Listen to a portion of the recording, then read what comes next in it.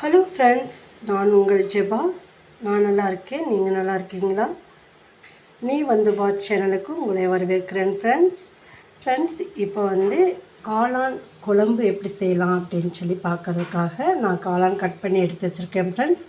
நீங்கள் முழுசாக காளானுக்கு நல்லா கழுவிட்டு சுத்தம் பண்ணிவிட்டு கட் பண்ணி எடுத்துக்கோங்க ஃப்ரெண்ட்ஸ். இந்த காளான் குழம்புக்கு தேவையான நான் வறுத்து அரைக்கக்கூடிய எல்லா பொருட்களும் எடுத்து வச்சுருக்கேன் ஃப்ரெண்ட்ஸ். நான் வெங்காயம் ஒரு பெரிய வெங்காயம் தான் கட் பண்ணியிருக்கேன். உங்களுக்கு சின்ன வெங்காயம் யூஸ் பண்ணோன்னா யூஸ் பண்ணிக்கலாம் ஃப்ரெண்ட்ஸ். நான் ஒரு கப் அளவுக்கு நான் பெரிய வெங்காயம் கட் பண்ணி வச்சுருக்கேன் வதக்கி அரைக்கிறதுக்காக ஃப்ரெண்ட்ஸ். அதே மாதிரி ஒரு 2 பெரிய தக்காளி கழுவிட்டு அந்த ஒயிட்டாக இருக்கும் இல்லையா, அதெல்லாம் எடுத்துகிட்டு ரிமூவ் பண்ணிவிட்டு நான் சுத்தம் பண்ணி எடுத்து வச்சுருக்கேன் ஃப்ரெண்ட்ஸ். நீங்களும் இப்படி எடுத்து வச்சு வதக்கிங்க ஃப்ரெண்ட்ஸ். அதே மாதிரி நான் ஒரு 10 பல் பூண்டு எடுத்து வச்சுருக்கேன். 2 சின்ன துண்டு பட்டை எடுத்து வச்சுருக்கேன் ஃப்ரெண்ட்ஸ். ஒரு சின்ன துண்டு இஞ்சி வச்சுருக்கேன் ஃப்ரெண்ட்ஸ். இதெல்லாம் நம்ம சேர்த்து அரைக்க போகிறோம் ஃப்ரெண்ட்ஸ்.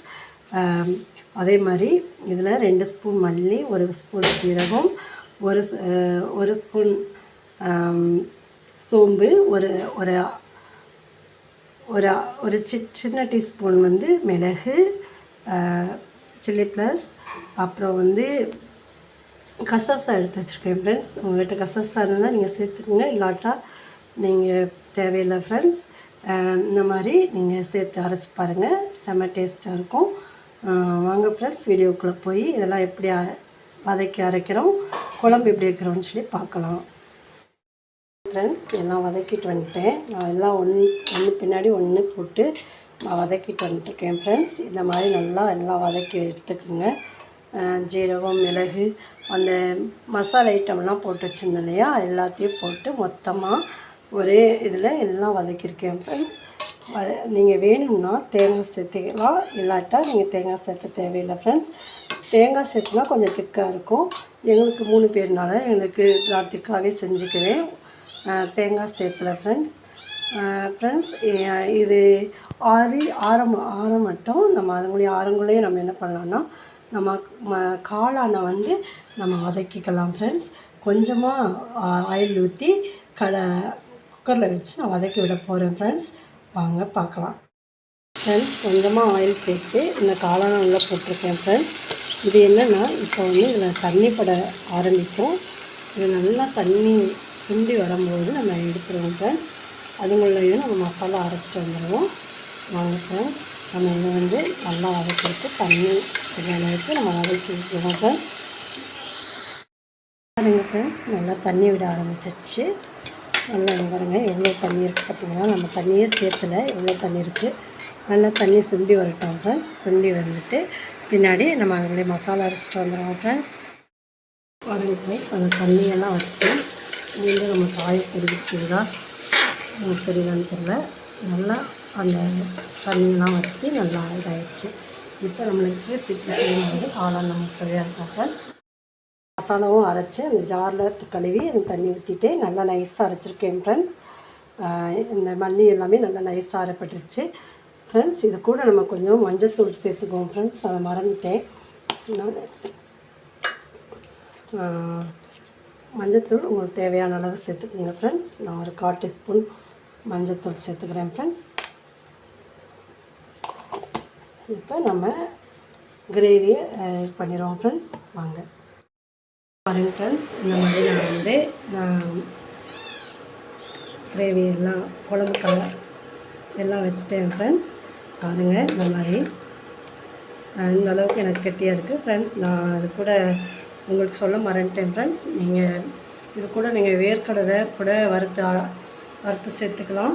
இல்லைன்னா ஃப்ரெண்ட்ஸ் முந்திரி வறுத்து சேர்த்துக்கலாம்.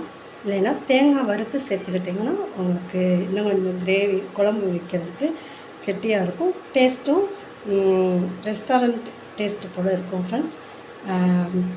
இது இப்போ மட்டன் நம்ம கிராமத்தில் எப்படி ஒரு குழம்பு வைப்போமோ அந்த மாதிரி வச்சுருக்கேன் ஃப்ரெண்ட்ஸ். நல்லா அரைச்சி நான் உங்களுக்கு சொல்கிறது, நான் கிராமத்து ஸ்டைலில் எப்படி குழம்பு வைப்பாங்க அப்படிங்கிறது தான் நான் வீடியோ போட்டுட்ருக்கேன் ஃப்ரெண்ட்ஸ். இந்த மாதிரி நீங்கள் கிராமத்து ஸ்டைலில் செஞ்சு பாருங்கள், டேஸ்ட்டாக இருந்துச்சு. நான் டேஸ்ட் பண்ணி பார்த்தேன் ஃப்ரெண்ட்ஸ், நல்லாவே இது வந்துருந்துச்சு இந்த குழம்பு. இதே நீங்கள் இட்லி, தோசை, சாதத்தோடு நீங்கள் பிசைஞ்சு சாப்பிட்றதுக்கு ரொம்பவே நல்லாயிருக்கும் ஃப்ரெண்ட்ஸ். வாங்க குழம்பு கொதிக்கட்டும், நம்ம ஒரு வசனம் பார்த்துருவோம் ஃப்ரெண்ட்ஸ். ஒரு வசனம் பார்ப்போம். மத்தேயு 5ஆம் அதிகாரம் 14வது வசனம். நீங்கள் உலகத்துக்கு வெளிச்சமாயிருக்கிறீர்கள், மலையின் மேல் இருக்கிற பட்டணம் மறைந்திருக்க மாட்டாது. பாருங்கள் ஃப்ரெண்ட்ஸ், காளான் குழம்பு ரெடி ஆயிடுச்சு. கொஞ்சம் மழைத்தலை இருந்துச்சு, நான் தூவி விட்டேன். உள்ளே நான் கலக்கும் போது உள்ளே போயிடுச்சு. நீங்கள் மல்லித்தலை தூவி சர்வ் பண்ணுங்கள் ஃப்ரெண்ட்ஸ். இது உண்மையாலுமே இந்த மாதிரி செஞ்சு பாருங்கள், ரொம்ப நல்லா இருந்துச்சு. எப்படின்னா நம்ம அந்த மல்லி, அந்த மிளகு, அந்த சீரகம், சோம்பு எல்லாம் வறுத்து நம்ம அரைக்கும்போது ரொம்ப வாசனையாகவும் நல்லா டேஸ்ட்டாகவும் இருந்துச்சு ஃப்ரெண்ட்ஸ். நீங்கள் ஒரு முறை செஞ்சு பாருங்கள், நல்லாவே இருக்கும், டேஸ்ட்டாக இருக்கும். நம்ம மட்டன் குழம்பு சாப்பிட்டது போல் இருக்கும் ஃப்ரெண்ட்ஸ். நீங்கள் செஞ்சு பாருங்கள். இதை விட நம்ம மிக்சியில் நம்ம அரைச்சிருக்கோம், இதே நம்ம ஆட்டாங்கல்லில் ஆட்டினாலோ அல்லது அம்மியில் வச்சு அரைச்சாலோ செம டேஸ்ட்டாக இருக்கும் ஃப்ரெண்ட்ஸ். நீங்கள் அதெல்லாம் இருந்தால் அதை யூஸ் பண்ணி பாருங்கள். யூஸ் பண்ணி பார்த்துட்டு எனக்கு கமெண்டில் தெரியுங்க ஃப்ரெண்ட்ஸ். நான் இன்றைக்கி இட்லியோடு இதை நாங்கள் சாப்பிட போகிறோம் ஃப்ரெண்ட்ஸ். உங்களுக்கு பிடிச்சிருந்தா லைக் பண்ணுங்கள் ஃப்ரெண்ட்ஸ்.